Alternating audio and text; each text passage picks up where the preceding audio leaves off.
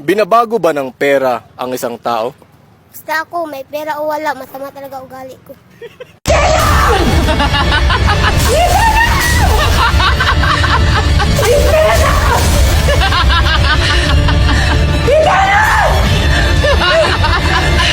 Umagang-umaga nagbanatan na, buti na lang andyan ka. Kasabay kang pumangan din nag-iisa. Amarin na, halika na at sumagot sa kama. Wala sa iyong ganda, tiray ko umarap mo. Nauna ka pa sa kape, may laway ka pa sa pisngi.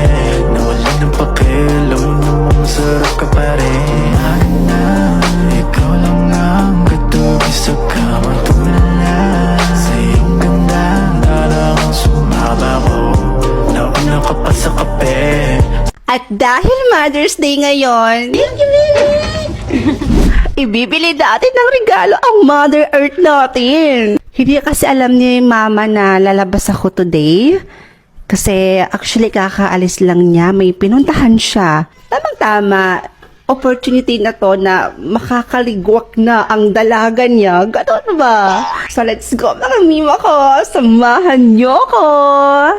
Bago nga pala ako malis ng bahay, nagpaalam muna ako sa papa ko at sinabi ko na rin sa kanya yung plano kong surprise para kay mama. Nagbiruan pa kami dito at binalaan niya nga ako na wag daw ako magpapagabi o wag daw ako masyadong magtatagal dahil delikado daw sa daan. Kasama ko nga pala lumabas yung isa kong kapatid at ang pinsan kong babae. At dahil wala pa nga kaming magarang sasakyan, nag-commute muna ang mima nyo. Malay nyo, balang araw or hindi na masyado magtatagal, magkakaroon na rin ako ng magarang sasakyan. Dumating na nga kami sa aming pagbibilhan ng regalo para kay mama at dito lang naman yan sa City Mall ng Isolar, Sultan Kudarat. Pagpasok nga namin dito mga mima, may sumalubong kaagad sa akin na babae at kinilayan pa nga ang mima nyo. Hindi sana ako papayag mga mima ko, pero mapili talaga siya at sinabi niyang pang-attendance niya daw ito. Kaya kahit ayaw kong magpakilay,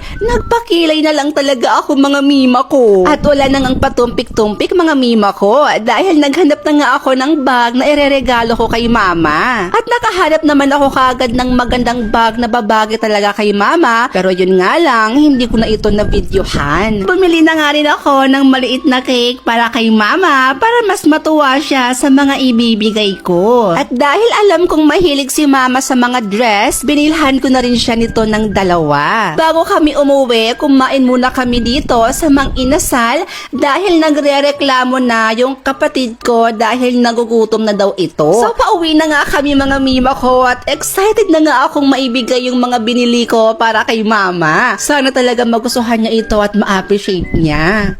So kakarating lang namin mga mima and hindi na ako makapaghintay. Ibibigay na natin to kay mama. Ito lahat yung nabili ng mima nyo. Ito, dress, tsaka bag ni mother. Tsaka meron din siyang cake. Kaya samahan nyo ako. I-surprise natin at ibibigay na natin to sa kanya. Go!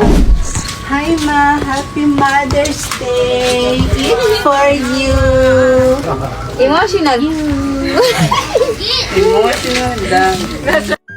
Ay, sana Nakita nga kami ng iba namin mga kapitbahay, kaya nagsilapitan na rin sila mga mima ko. Binibiro pa nga nila dito si mama. Sa mga oras na to mga mima ko ay hindi na alam ni mama kung ano yung sasabihin niya. Kaya ang ginawa ko, niyakap ko na lang siya. So habang busy si mama sa pagbukas ng mga regalo ko sa kanya, ay binuksan ko naman yung lagayan ng cake, baka kasi nasira na nga ito sa dami naming pinamili. At hindi nga ako nagkakamali mga mima ko dahil nasira na nga yung pinakamagandang itsura ng cake na binili ko. Sos Mariosep! Pero ayos lang yan dahil pwede pa naman yan siyang kainin. Kaya go lang. Di ba, mother? Wow.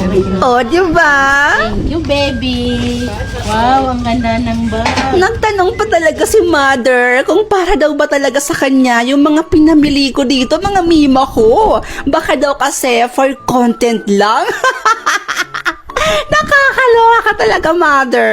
Pero sabi ko sa kanya, sayong-sayo yan lahat, mother. Diyos ko. Yan yung dahilan kung bakit ako umalis at lumabas. Binilhan kita ng mga regalo dahil Mother's Day ngayon, mother. Ano ka ba?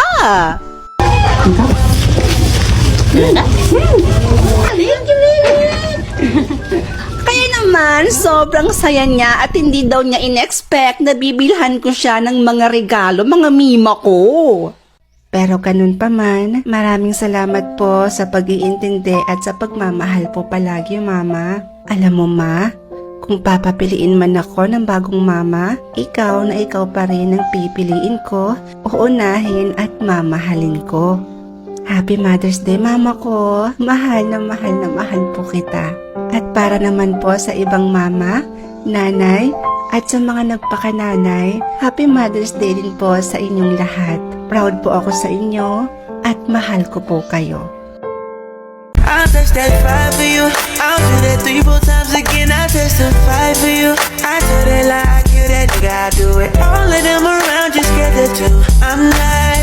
Long as you shaking, I'm here for me. I got it. I've been scheming. You in hide your body. Long as you dreaming about me, ain't no problem. I don't got nobody just with you right now. Tell the truth, I look better under you. I can't lose when I'm with you.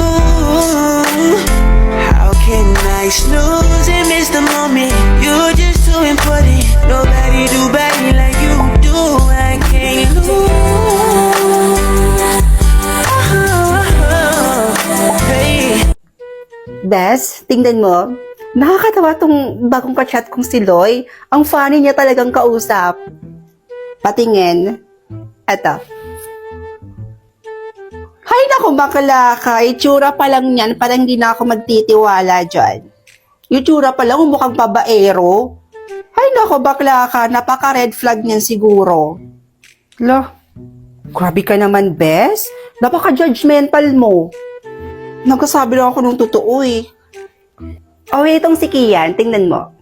Medyo pogi to ha. Ayan. Letter K? I don't think so, pero 'di ba yung ex-crush mo na classmate natin dati. Best friend mo yun, pero nahulog ka doon. Tapos, ito ka naman na si Tanga. Umamin. Anong nangyari? Eh, di ba na friendzone ka? Eh, baka dyan, mas malala pa yung mangyari sa'yo. Baka mas ma-friendzone ka pa dyan. Ma-friendzone ka ng maaga, tapos iiyak-iyak ka. Sa bagay, may point ka naman. Ay, naku, babae ka. Huwag mo kong ay naano dyan. Maghanap ka ng iba dyan, wag lang yan. Eto, si Michael. Ayan. Ay, in fairness, may pagka-cute siya ha. Pogi. Malaki katawan. In short, bagay kayo. Boto ako dyan. Talaga? Sa tingin mo, bagay kaming dalawa? Oo naman. Lahat naman ang sinasabi ko, di ba, totoo? Never pa naman ako naging plastic sa'yo, no? Pogi naman siya at halatang humble and mabait. Parang yung crush ko lang sa kabila, si Macby. Teka, may napapansin ako Bakit ang dami mong kachat? Mga kachat ko to best sa OFO app. OFO? Ano yan? OFO app. Dito sa OFO app kasi best, marami kang pwedeng maging kakilala dito. Ang dami mong pwedeng makausap, maging kaibigan, or maging boyfriend. Kasi dito sa OFO app best, lalaki man o babae, gumagamit na ng OFO app. At higit sa lahat, ang daming gwapo, cute, maganda, bakla ka. Ang dami na talagang gumagamit nito. Ikaw na lang siguro yung hindi pa gumagamit nito. Talaga? O ngayon ko lang nalaman yung mga may ganyan pala ha. Na-curious ako. Matry nga yan. Diba? Sabi ko ni. Ikaw na lang siguro yung wala nito. Halos yung mga classmates natin dito, pagkatapos ng klase, pagkatapos mag-study, gumagamit na sila ng OFO para naman yung stress, mapalitan naman ng saya, Anong kilig? Kaya kung ako sa'yo bakla ka dyan, gumamit ka na nito para hindi na maging boring yung buhay mo. Ay, grabe siya. Sisi! Yes? Anong klaseng pagmumukha yan? Papalitan mo na ba si Shrek?